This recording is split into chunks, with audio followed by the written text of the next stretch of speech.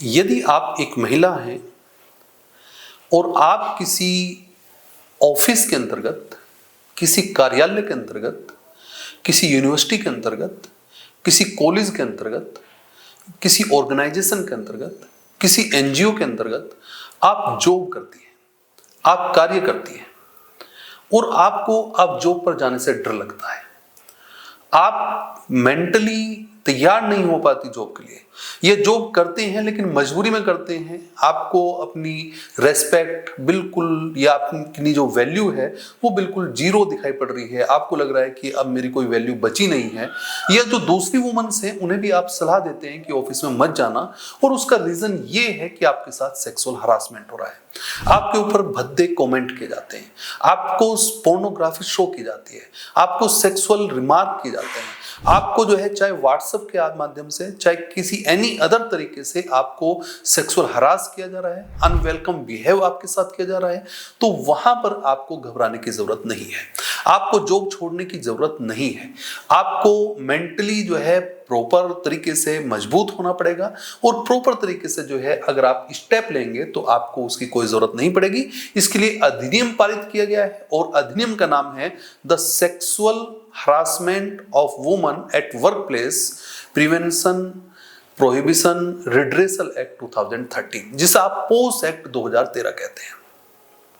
इस एक्ट के माध्यम से पूरे तरीके से जो है वो आपको प्रोटेक्ट कर दिया गया है और आप किसी भी तरीके से आपको अब घबराने की जरूरत नहीं है, आप घबराइए नहीं, आप जो है मजबूती से जो है वो अपने जो साक्ष्य हैं उन्हें कलेक्ट करिए, प्रॉपर चीजें से रखिए और जो है उसकी कार्रवाई के सारी चीजों को मैं स्पष्ट करूंगा। मैं हूं डॉक्टर सरफराज और आप देख रहे हैं फास्ट माइंड लॉ एकेडमी। मेरा कार्य जुडिशरी और एपीओ एचजेएस नेट की तैयारी कराना है, साथ ही साथ सोसाइटी के बेनिफिट के लिए उन चीजों पर वीडियो बनाना भी मेरा कर्तव्य है जिनसे सोसाइटी के अंतर्गत जो एक तरह से विक्टिम लोग हैं, जो एक तरह से एग्रीव्ड पर्सन हैं, जिनसे जो है उनके राइट प्रोटेक्ट हो सकते हो, उन्हें अवेयरनेस मिल सकती हो। अगर मेरे माध्यम से अगर एक भी महिला को या एक भी व्यक्ति को जो विक्टिम है, जो पीड़ित है, अगर उसे अपने अधिकारों की जानकारी मिलती है और वो उस पर एक्शन ले पाता है और उसे अपने आप को जो है वो प्रॉपर महसूस करता है, तो मैं अपने आप को भाग्यशाली समझूंगा। तो आज की इस वीडियो के अंतर्गत इस टॉपिक को मैं टच करूंगा, एक एक चीज, आप क्या क्या आपको बेनिफिट मिलेंगे, आप कैसे कंप्लेंट कर सकते हैं, कहां कंप्लेंट कर सकते हैं, सेक्सुअल हरासमेंट क्या है, इस चीज को हम क्लियर करेंगे। नंबर एक, सबसे पहली बात यह है कि अगर आप चाहे छोटे इंस्टीट्यूशन में जॉब कर रहे हैं, चाहे आप बड़े ऑर्गेनाइजेशन में जॉब कर रहे हैं, बड़ी कंपनी में जॉब कर रहे हैं, बहुत बड़ी कंपनी है या बहुत छोटी कंपनी है, दोनों के लिए एक पोर्शन बना हुआ है कि जो स्थान है, जो वर्किंग प्लेस है, जो कार्य का स्थल है, वो आप जानेंगे कि देखिए वो केवल कार्य का जो स्थल है वो जॉब का स्थान है, आप जॉब करते हैं लेकिन अपनी रेस्पेक्ट को दांव पे लगा के जॉब नहीं करते हैं, अपनी इज्जत को, अपनी वैल्यू को दांव पे लगा के जॉब नहीं करते हैं, आपकी अपनी रेस्पेक्ट है, अपनी वैल्यू है, आप कोई आपके ऊपर जो है भद्दे कमेंट करें जिससे आप जो है अपने आप को जो है वो सहन ना कर सकते हो, जिसे कोई और भी सहन नहीं कर सकता है, वो आपके साथ कोई मजाक करता है, तो आपको घबराने की जरूरत नहीं है। सबसे पहले आप ये देखिए कि क्या आप किस इंस्टीट्यूशन में जॉब कर रहे हैं, क्या उस इंस्टीट्यूशन में, क्या उस ऑर्गेनाइजेशन में, क्या उस ऑफिस में 10 से ज्यादा व्यक्ति हैं, 10 से ज्यादा एम्प्लॉय हैं। अगर वहां पर 10 से ज्यादा एम्प्लॉई हैं तो वहां पर इंटरनल कंप्लेंट कमेटी होगी। वहां का जो ओनर है, जो ऑफिस को एक तरह से जो एम्प्लॉयर है, वो एक तरह से क्या करेंगे, वहां पर एक इंटरनल कंप्लेंट कमेटी का गठन किया जाएगा। लेकिन ये नियम वहीं पर है जहां पर 10 से ज्यादा कर्मचारी हैं। अगर 10 से ज्यादा कर्मचारी हैं तो एक इंटरनल कंप्लेंट कमेटी होगी, आंतरिक विवाद समिति का गठन किया जाएगा। सेक्शन नंबर जो है वो आप देखेंगे 4 के अंतर्गत जो ये एक्ट है, पोस्ट एक्ट 2013, वहां पर साफ साफ प्रावधान है कि जो एम्प्लॉयर है वो इसका गठन करेंगे। और अगर मान लीजिए आपको लगता है कि जी मैं तो ऐसे ऑफिस में जॉब करती हूं या ऐसे कॉलेज में जॉब करती हूं या ऐसी यूनिवर्सिटी में जॉब करती हूं जहां पर 10 तो एम्प्लॉय है ही नहीं, तो फिर मैं क्या करूं, हम क्या करें भाई।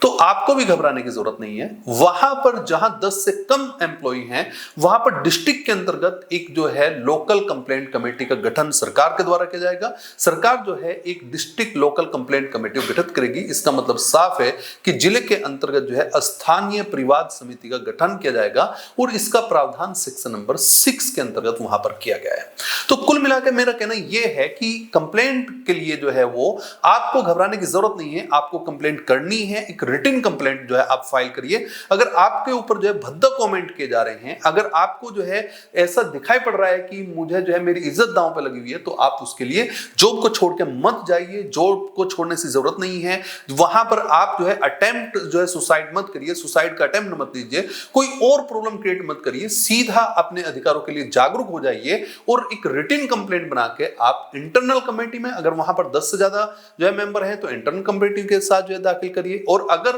वो वहां पर 10 से कम मेंबर हैं तो जो लोकल कमेटी बनी हुई है डिस्ट्रिक्ट के अंतर्गत, वहां पर आप जो है अपनी कंप्लेंट को फाइल करिए। अब साफ बात यह है कि हमें यह समझ में नहीं आ रहा कि ये सेक्सुअल हरासमेंट होता क्या है। एक महिला के साथ सेक्सुअल हरासमेंट क्या हो सकता है? देखिए, सबसे पहली बात यह है कि सेक्सुअल हरासमेंट को ना केवल इस स्पेशल लॉ के लिए जो वुमेन्स के साथ वर्क प्लेस पे होता है, 2013 का जो पोस एक्ट है जिसमें सेक्सुअल जो है जो वुमेन्स के साथ जो है एक तरह से सेक्सुअल जो एक्ट होते हैं उन्हें प्रिवेंट करने के लिए 2013 में यह अधिनियम लाया गया। तो इसके अलावा भी जो आपके पास BNS है, भारतीय न्याय संहिता, उसका सेक्शन नंबर 75 आपको प्रोटेक्ट करेगा। अगर आपके साथ सेक्सुअल हरासमेंट हो रहा है तो वहां पर भी आप सेक्शन 75 BNS के अंतर्गत आप FIR भी कर सकते हैं और कोर्ट में जाकर कंप्लेंट भी कर सकते हैं। इसका मतलब अब पहले सेक्सुअल हरासमेंट का पता चले। देखिए, सेक्सुअल हरासमेंट का मतलब यह है, नंबर 1 सबसे पहले फिजिकल कांटेक्ट और एडवांसेस इसके अंतर्गत आते हैं। अगर कोई जो है इस प्रकार से जो है वो आपको स्पर्श करता है, इस तरह की चीजें करता है, तो जितने भी फिजिकल कांटेक्ट हैं, एडवांसेस हैं, वो सब इसके अंतर्गत आएंगे। दूसरी बात यह कि अगर आपके ऊपर कोई सेक्सुअल जो है वो रिमार्क किया जाता है, सेक्सुअल जो है लैंगिक जो है भाषी जो है आभासी टिप्पणी आपके ऊपर की जाती है, या कोई जो है रिक्वेस्ट की डिमांड की जाती है सेक्सुअल फेवर की, या फिर आपको आपकी इच्छा के बिना पोर्नोग्राफी शो की जाती है, कोई अश्लील चीजें दिखाई जाती हैं, और ये ना केवल जो है अनवेलकम बिहेवियर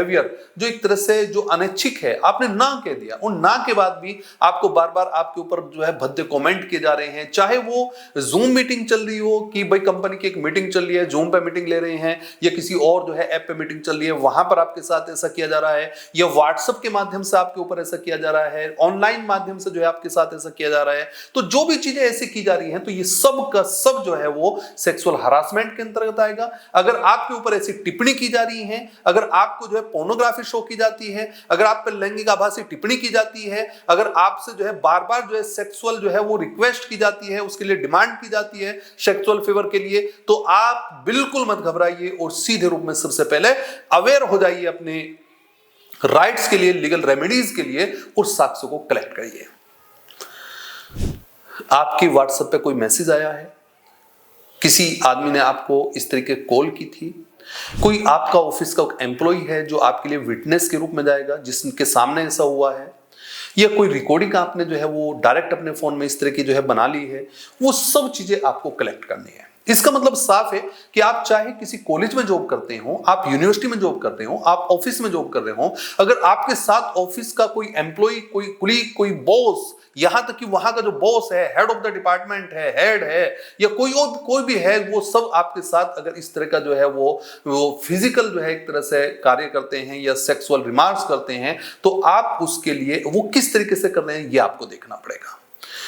अगर वो फिजिकली कर रहे हैं, आप उसका साक्ष्य कैसे कलेक्ट कर सकते हैं? क्या आप उसकी वीडियो बना सकते हैं? क्या आप जो है कोई आई विटनेस जो है आपके साथ जो है साक्ष्य दे सकता है? या अगर उसने जो है कोई ऑनलाइन रूप में ऐसा किया था तो क्या वो आपने जो है कोई स्क्रीनशॉट आपने ले रखा है? क्या उसका जो है कोई आपको प्रॉपर जो है वो साक्ष्य का कोई चैनल आपके पास है? तो वो चीजें आपको कलेक्ट करनी पड़ेगी। और कलेक्ट करने के बाद सबसे पहले 3 चैनल आपके पास हैं। नंबर 1, आप डायरेक्टली FIR करा सकते हैं सेक्शन नंबर 75 BNS के अंतर्गत। आप सीधे डायरेक्ट FIR करा दीजिए, पुलिस में जाकर कर सकते हैं। आप नहीं एफआईआर कराना चाहते, सेक्शन नंबर 75 को लेके आप सीधे जो है वो बीएनएसएस के अंतर्गत चले जाएंगे और वहां पर आप कोर्ट में जाके सीधे कंप्लेंट दर्ज करा सकते हैं मजिस्ट्रेट के पास, जो है ये भी आप कर सकते हैं। तीसरी बात जो है, आपके पास जो नेशनल वुमेन कमीशन बना हुआ है, स्टेट वुमेन कमीशन बना हुआ है, वहां पर आप एप्लीकेशन भेज सकते हैं। ये एक नॉर्मल जो है वो चीजें हैं जो हमेशा बताई जाती हैं, लेकिन वर्क प्लेस पे हो रहा है तो उसके लिए एक स्पेशल लॉ और है जो अभी आपको बताया। उसके लिए मैंने आपको बताया कि अगर आप ऐसे स्थान पर जॉब करते हैं जहां पर 10 से ज्यादा एम्प्लॉई हैं, तो वहां पर आईसीसी जिसे आप कहते हैं इंटरनल कंप्लेंट कमेटी बनाई गई होगी, उसमें आप अपना एक रिटन जो है एप्लीकेशन बनाइए और उसमें अपने साक्ष्यों को मेंशन करिए, उसे 6 कॉपी में रखिए और जो है उसे फाइल कर दीजिए वहां पर जो है वो इंटरनल कंप्लेंट कमेटी के सामने। इसकी जो समय सीमा है, जब से आपके पास सेक्सुअल हरासमेंट हुआ है उसके विदिन 3 मंथ आपको ये फाइल करना है। 3 महीने के अंदर अंदर जब से आपके साथ जो है सेक्सुअल जो है वो हरासमेंट आपका हुआ, आप पे कोई ऐसी टिप्पणी की गई, आपके साथ जो है अनबिहेव जो है अनवेलकम जो है एक तरह से जो है कोई इस तरह का जो है एक्टिविटी की गई, आप पे भद्दे कमेंट किए गए, आपका जो है फिजिकल कॉन्टेक्ट आपसे किया गया, कोई सेक्सुअल फेवर की डिमांड की गई, तो तब से आप ऐसा कर सकते हैं। अब बात यह है कि ये तो सीरीज में किया जा रहा है। मैंने बताया कि मैं तो ऑफिस जाती हूँ, जाते ही जो है वहां पे कुछ एक ऐसे एम्प्लॉय हैं वो वहीं पर बैठे रहते हैं, वो वेट करते रहता है कि किस तरीके से मैं उनके साथ छेड़छाड़ करूं, किस तरीके से मैं उन पर कमेंट करूं,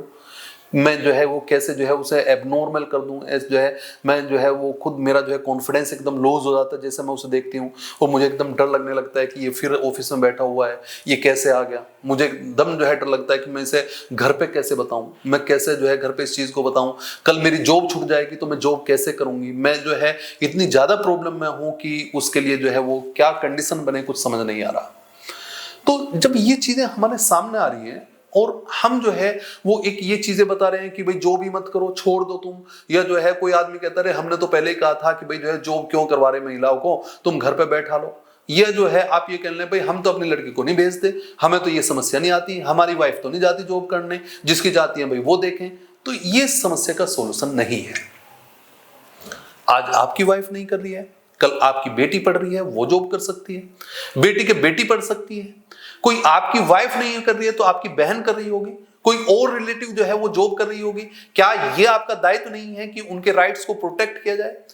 क्या आपको जैसे ही पता चलता है तो आप उससे जो है टॉर्चर कर रहे हैं और कि वहां पर जो है तुमने कुछ किया होगा, तुमने ऐसे जो है किया होगा? तो ऐसी कंडीशन में जो है आपका जो काम है वो उस जो है वुमन को सपोर्ट करने का है। आप उन्हें सपोर्ट करिए और उन्हें कहिए कि घबराने की कोई जरूरत नहीं है, जॉब छोड़ने की कोई जरूरत नहीं है, आप कंप्लेंट दाखिल करिए। और कंप्लेंट जो है 3 महीने का समय है। और अगर आप ये दिखाते हैं कि वो तो इन सीरीज कर रहा है, आवली में कर रहा है, लगातार कर रहा है, रोज कर रहा है, मैं जैसे जाती हूं रोज मेरे साथ ऐसा कर रहा है, मैं जाती हूं फिर रोज मेरे साथ ऐसा कर रहा है, तो आपको ये समय सीमा हमेशा के लिए बनती रहेगी, रेगुलर बनती रहेगी। फिर ये 3 महीने पहले दिन से नहीं माना जाएगा, बल्कि जो सीरीज चल रही है तो फिर डे टू डे ये भी समय सीमा बढ़ती रहेगी। आप कंप्लेंट जो है दाखिल करिए। अगर वहां पर इंटरनल कंप्लेंट कमेटी नहीं है क्योंकि 10 से कम एम्प्लॉई हैं, और या फिर दूसरी बात जो है कि जो फिर लोकल जो कंप्लेंट कमेटी जो है वो जो गवर्नमेंट के द्वारा जो है गठित की गई है, फिर वहां पर आप कंप्लेंट जो है वो दाखिल करिए। अब समस्या ये है कि मान लीजिए जी जो है कोई ऑफिस है, कार्यालय है, कंपनी है, ऑर्गेनाइजेशन है पूरा, और जो है उसमें जो है वो ये आईसीसी का गठन ही नहीं हुआ है, कोई कमेटी में नहीं गठित हुई, हम कहां कंप्लेंट करें? तो अगर कोई जानबूझ के इसका जो है वॉयलेशन कर रहा है तो 50,000 रुपए तक का जुर्माना उसको हो सकता है। अगर इस प्रकार से आपने गठन नहीं किया हुआ है तो वो तो गठन जो है वो एम्प्लॉयर जो है, जो नियोजक है, जिसने जो है वो एक तरह से कंपनी का गठन किया है, उसे जो है वो ऐसा करना ही पड़ेगा। ये बात आप याद रखें। इसका मतलब साफ है कि उसने गठन किया होगा।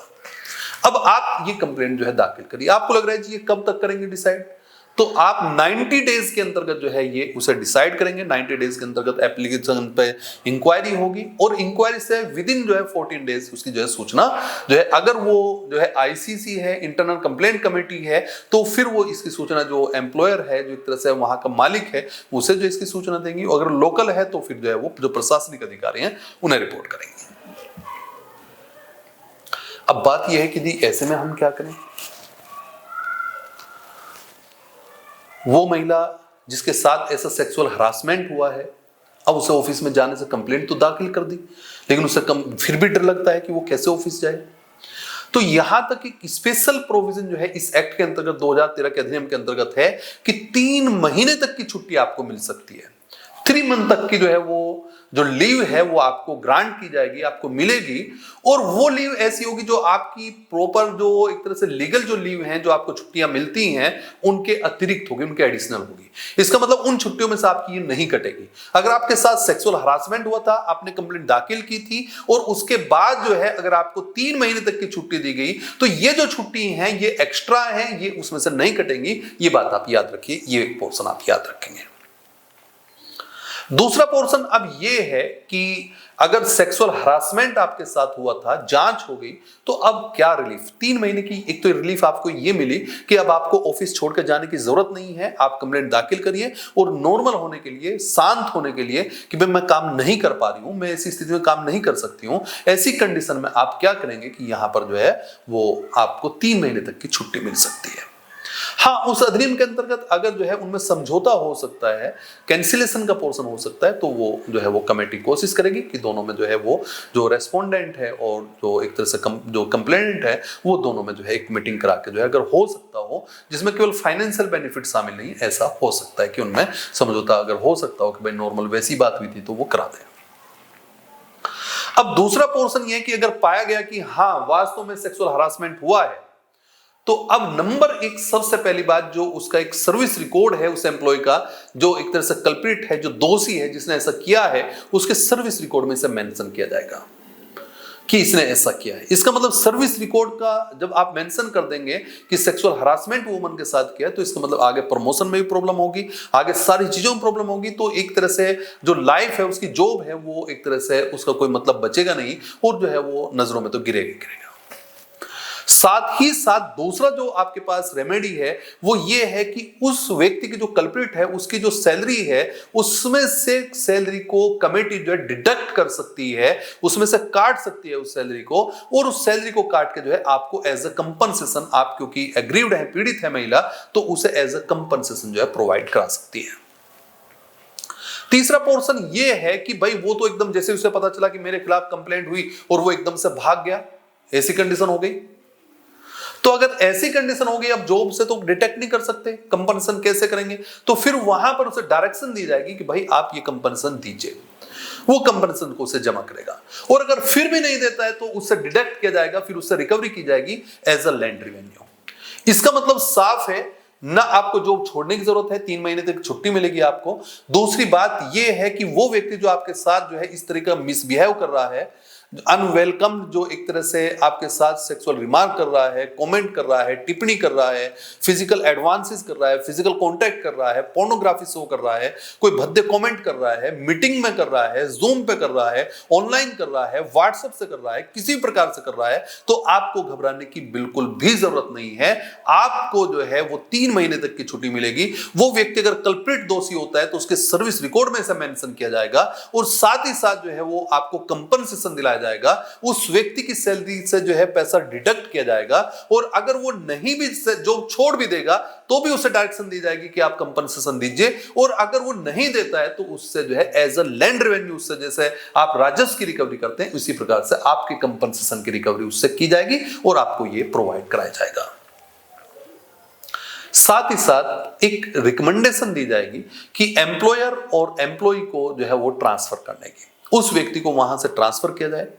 ये उसकी जॉब की समाप्त की जाए। ये एक पोर्शन रहेगा, वहां से जो है वो उन्हें जो है दूसरे स्थान पर जो है वो जो ट्रांसफर किया जाएगा, और जो है या फिर जो है उसकी जॉब की वहां से समाप्ति की जाएगी। तो ये जो पोर्शन है, ये वो पोर्शन है जो 2013 के अधिनियम है उसके अंतर्गत आपको ये राइट प्रोवाइड हुए। इसके अलावा अगर आप सेक्शन नंबर 75 बीएनएसएस के अंतर्गत अगर सेक्सुअल हरासमेंट की जो है वो आप जो है एक तरह से एफआईआर दर्ज कराते हैं या कंप्लेंट करते हैं, तो वहां पर जो है 3 वर्ष तक का कारावास जो है वो नॉर्मली हो सकता है, और जो है वो उसे जो है फाइन भी उसके ऊपर इंपोज किया जा सकता है। तो आज की इस वीडियो का जो एक तरह से मेन मोटिव है, वो मेन मोटिव ये है कि देखिए आपको सबसे पहले जहां आप जॉब करते हैं वहां पर आप ये देखिए कि क्या कोई इंटरनल कंप्लेंट कमेटी एस्टेब्लिश है या नहीं, क्या अगर वहां पर 10 से कम एम्प्लॉई हैं तो आप इस चीज का पता रखिए कि कहां पर लोकल जो कंप्लेंट कमेटी है, डिस्ट्रिक्ट लोकल कंप्लेंट कमेटी है, वो कहां पर है, उसका ऑफिस कहां है, इसका पता रखिए। अगर आपके साथ आपके ऑफिस में कोई भी व्यक्ति है जो अगर वो हेड है और वो आपके साथ जो है मिसबिहेव कर रहा है, इस तरह का वो आपके पास सेक्सुअल रिमार्क कर रहा है, आपके साथ जो है लैंगिक उत्पीड़न कर रहा है, आपका सेक्सुअल हरास कर रहा है, या जो है आपका कुलीग कर रहा है, तो उसका साक्ष्य कलेक्ट करिए, उसके साक्षी बनाइए, उसका रिकॉर्डिंग करिए, उसका स्क्रीनशॉट लीजिए, उसकी जो है वो एक रिटन फॉर्म में एक एप्लीकेशन बनाइए और उस एप्लीकेशन को जो है आप जो है फाइल करिए, दीजिए विद इन 3 मंथ, 3 महीने के अंदर अंदर जो है वो आईसीसी इंटरनल कंप्लेंट कमेटी को, या अगर वो नहीं है तो फिर जो है आप दीजिए उसे जो आपका लोकल कंप्लेंट कमेटी है वहां पर उसे दीजिए, वो उसकी जांच करेंगे और जांच तक के दौरान में आपको छुट्टी दी जा सकती है, आप 3 महीने तक की छुट्टी के हकदार हैं। अगर आपके साथ सेक्सुअल हरासमेंट हुआ होगा तो आप कंपनसेशन के भी हकदार हैं। अगर आपके साथ सेक्सुअल हरासमेंट हुआ होगा तो उस व्यक्ति को जो है वो उसके जो सर्विस बुक है उसमें एक तरह से इस बात को रिकॉर्ड किया जाएगा कि इसने जो है सेक्सुअल हरासमेंट किया है, तो आगे उसका प्रमोशन भी रुक जाएगा और उसे टर्मिनेशन भी उसका हो सकता है और साथ ही साथ ट्रांसफर तो बनेगा ही बनेगा, उसकी जो सैलरी है उसे डिडक्ट किया जाएगा, उसे कम किया जाएगा और जो है उसमें से सैलरी को काट के आपको उसका कंपनसेशन दिलाया जाएगा और अगर आपने एफआईआर दर्ज कराई है बीएनएसएस में तो साथ ही साथ उसे जेल में भेजा जाएगा, 3 वर्ष तक की जेल हो सकती है। तो ये आपका एक पोर्शन है जिससे आप अपने राइट्स को प्रोटेक्ट कर सकते हैं। तो इसलिए अगर आप एक वुमन हैं, आप एक महिला हैं, आप एक जॉब कर रही हैं या जॉब करने की तैयारी में हैं, तो आपको घबराने की कोई जरूरत नहीं है, आपके माता पिता को घबराने की कोई जरूरत नहीं है। आप जो है जॉब करिए, ईमानदारी से जॉब करिए और अपनी इज्जत बना के रखिए। कोई ऐसा जो है वो घबराने की जरूरत नहीं है। हर रोज जो है वो मानसिक रूप में जो है वो इस तरीके से होकर जाना कि जो है आप समझ ही ना पाए कि मैं जॉब पे जाऊं या ना जाऊं, आपको डर लगे, किसी आदमी को देख के डर लगे, तो उससे आपको अपने आप को एक मजबूत रखना है, एक हिम्मत रखनी है, आपको साक्ष्य कलेक्ट करने हैं, आपको बोलना है, चुप नहीं रहना है, अपने राइट्स को जानना है। आप लीगल जो है अवेयरनेस को क्रिएट करिए, जो है उसके साथ लीगल हेल्प आप ले सकते हैं और जो है साथ ही साथ जो है वो अपने राइट्स के लिए आगे आइए और अपनी एक एप्लीकेशन फाइल करिए। 3 महीने के अंदर 90 डेज में उसकी जांच होगी और जो है उसकी रिपोर्ट जो है 14 डेज में उसे दे दी जाएगी और प्रॉपर तरीके से आपको प्रोटेक्ट किया जाएगा। इसलिए आप ईमानदारी से जॉब करिए और जो है आगे बढ़िए और बने रहिए मेरे चैनल के साथ। मेरा नाम है डॉक्टर सरफराज और फास्ट माइंड लॉ एकेडमी के साथ। Thank you.